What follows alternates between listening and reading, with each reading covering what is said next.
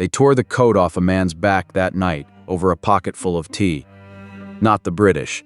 The Boston men destroying the tea did it. They were pouring a fortune into the harbor on purpose. 300 chests, 46 tons of it, hacked open and dumped in the dark. And when one of their own started filling his pockets, they grabbed him and tore the coattail right off him as he ran. Nothing was stolen. When they were finished, they swept the decks. They snapped exactly one lock all night. It belonged to the ship's captain, not the company that owned the tea, and by the next day, a stranger had quietly put a new one in its place. That is not how a mob behaves. A mob doesn't sweep up after itself. And the care, the rules, the swept decks, the replaced lock, is the exact thing that would frighten the British government far more than any riot could. 19 days earlier, a ship arrived in the harbor and started a clock. It had been 5 years since the soldiers landed in this town. 5 years, and one March night of musket fire in a Boston street that nobody had forgotten. On the 28th of November, a merchant ship called the Dartmouth arrived in Boston Harbor carrying East India Company tea. Parliament had just made that tea cheaper than the smuggled kind, with one catch: the old tax was still on it. The moment the ship entered the harbor, a clock started running. By law, the cargo had 20 days to be unloaded, and the tax on it paid. And if the town let that clock run out, customs officers could seize the tea and march it ashore by force. The deadline fell on December the 17th. So Boston had until the 17th to get that tea back out of the harbor untaxed, or watch the Crown land it whether the town liked it or not. Then 2 more tea ships, the Eleanor and the Beaver, slid in behind the Dartmouth and started their own clocks ticking. There was an obvious way out. Just send the ships home, tea and all. Boston tried exactly that, and the one man who could grant it made certain it couldn't happen.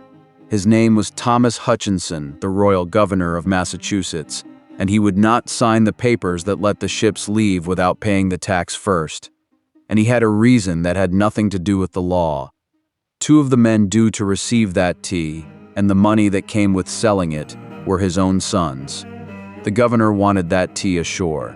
So here was Boston's box, a tea it refused to buy, on ships that legally couldn't leave, watched over by a governor whose family profited if it landed, with a deadline counting down to the morning the Crown would simply take it.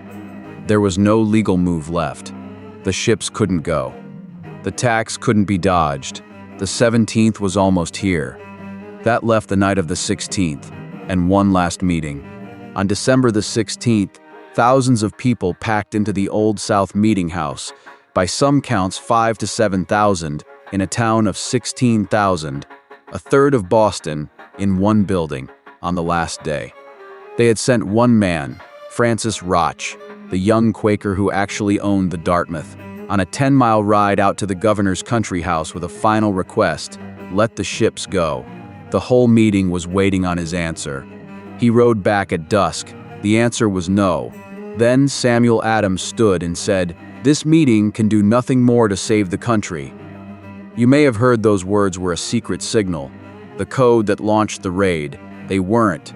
The men who were there said Adams was trying to calm the room, but it didn't matter what the words meant, because by the time he said them, men were already moving through the dark toward the wharf.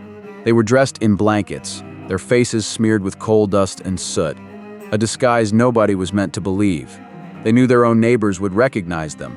The point was only to be able to say, later, that it hadn't been them. And they didn't rush the ships in a wave. They split into divisions, each one with a man in charge.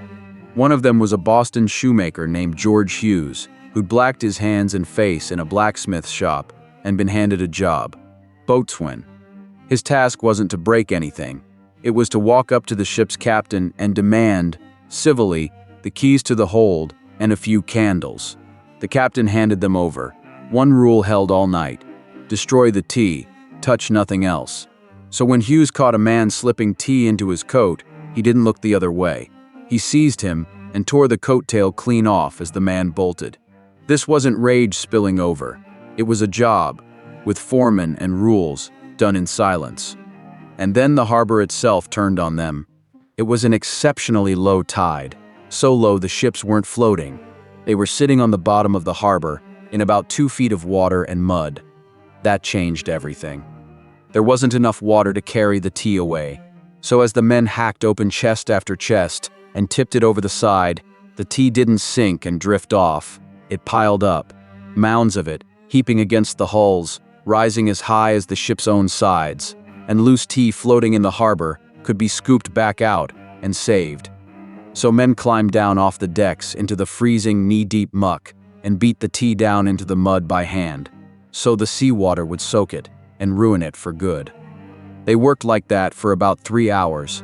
Hundreds stood on the wharf in the cold and watched, and the thing they remembered most was the quiet, the splitting of wood, the splash, and almost no voices. And then it was done. 46 tons of tea, near 10,000 pounds sterling, gone. No one was killed. The decks were swept. Everything they'd moved was put back in its place.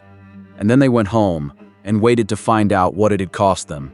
The next morning, a lawyer named John Adams sat down with his diary and tried to make sense of what his neighbors had done. He didn't call it a riot. He wrote that it was so bold, so daring, so firm, that he could only call it an epocha in history, a turning point. He could feel it the morning after, before a single word had reached London.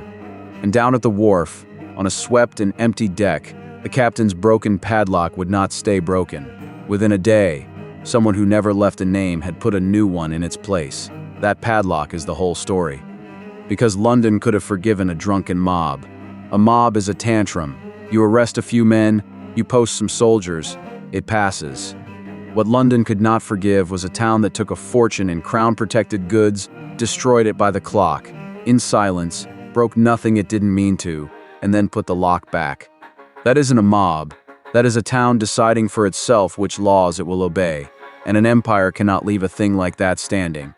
So the answer would not be a few arrests. Within days, the report was aboard a ship, crossing the Atlantic toward a parliament that would decide a fine was not enough. And when London reached for the one punishment that could bring a seafaring town to its knees, it would reach for the one thing Boston could not live without. For more big stories told small, like and subscribe to Mainstreet Miniatures.